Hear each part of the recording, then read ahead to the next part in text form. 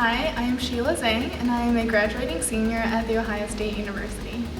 For my senior project, I worked with ARC Industries, which is a government-funded workplace for adults with developmental disabilities, by teaching them dance class.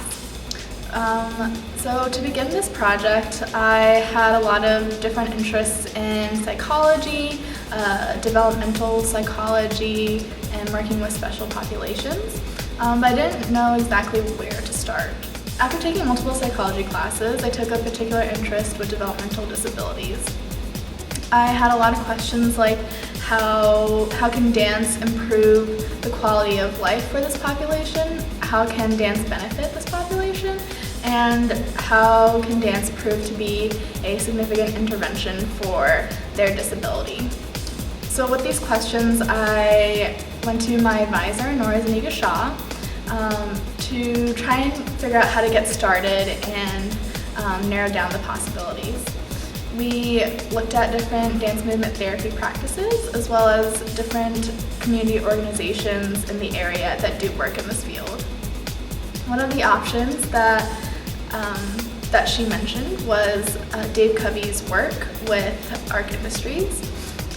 He happened to be looking for someone to continue on this community connection, so I was lucky enough to grasp onto that opportunity.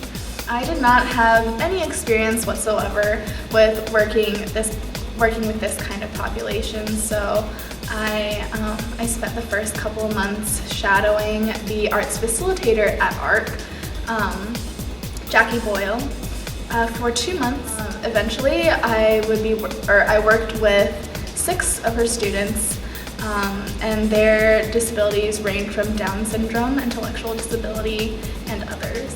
So, pedagogically speaking, the structure of my class started with a warm-up.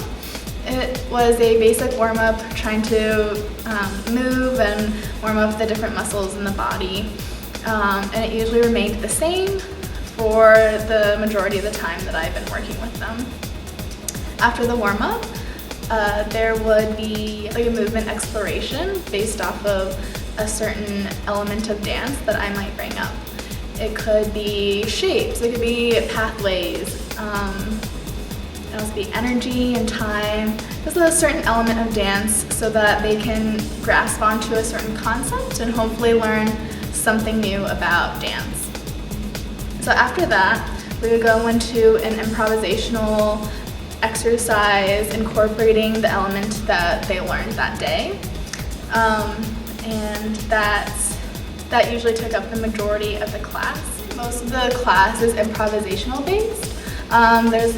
There's not a lot of structured, concrete movement practice in my class, because this class is mainly just trying to get their creative juices flowing and accessing that creativeness that these people have. And at the end of the class, we would finish with a ending activity.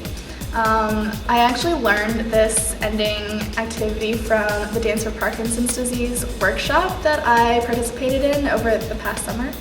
And we would go around in a circle making or doing something, whether it be cooking or playing a sport or something like that, and we passed along in the circle, and that's how we would end the class. So the group of individuals that I worked with for this project are visual artists. Their job is to write stories, draw pictures, or paint, or do ceramic work. Like, that's their job at ARC. And so after seeing some of their artwork and some of the things that they made, it really inspired me to work with them and trying to see how dance can influence their other, the other visual art side to them. So towards the end of my project, I noticed a big difference in their self-confidence. They've become more assertive in what they're doing. They've become more assertive in their choices while they're dancing, and it really inspires me to see what kind of choices they're making and the differences from the beginning of or session to now, the end of the project. They're more confident in what they are communicating, whether it is physically, verbally, or emotionally. A big problem that this population has is a lack of body awareness.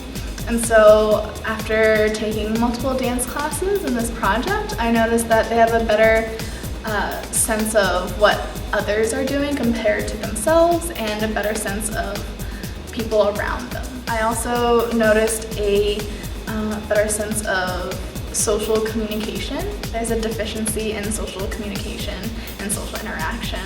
So with a lot of the exercises that I had them doing, such as mirroring, it really helps them access the element of communication through the body.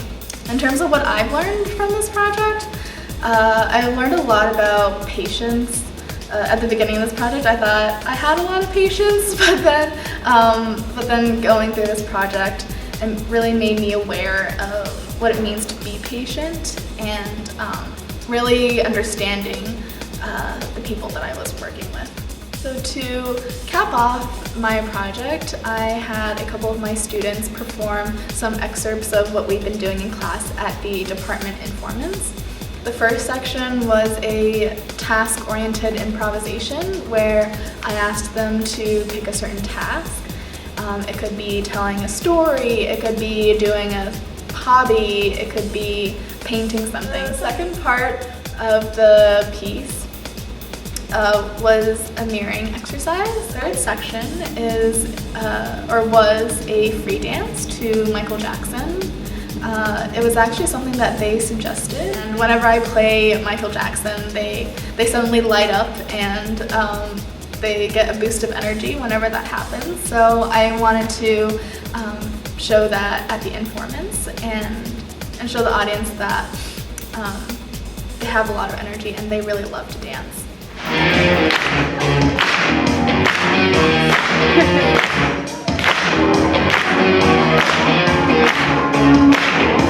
To have my project be received so well among a wide variety of people, and that was really touching for me to see that among faculty members and my fellow friends and classmates.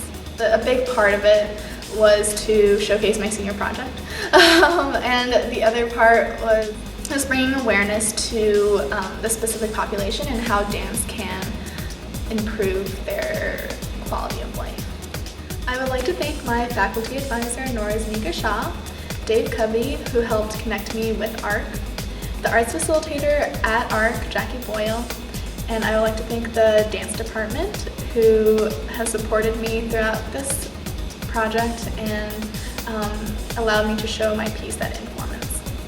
Lastly, I would like to thank my wonderful students, Michelle, Nura, Justin, Adam, David, and Andrew.